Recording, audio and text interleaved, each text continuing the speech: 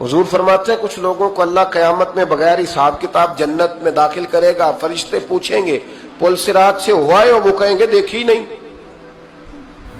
मिजाने अमल तुलवाए, वो कहेंगे देखा ही नहीं।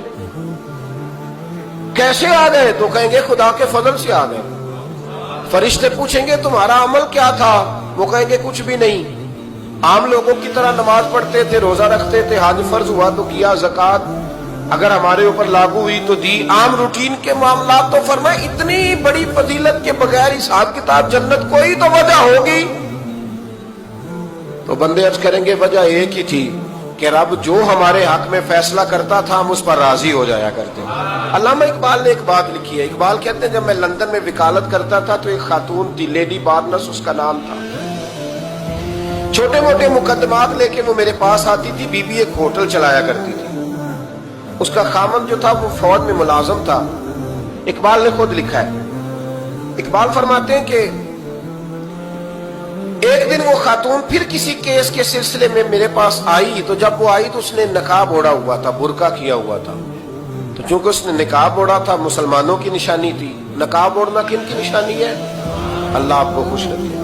तो कहते वो निशानी चूंकि अहले इस्लाम की थी तो मुझे तजस्सुस हुआ।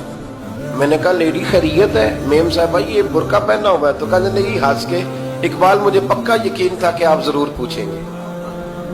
तो मैंने कहा अच्छा तो ये बुर्का? तो कहने लगी अल्हम्दुलिल्लाह मैं मुसलमान हो गई।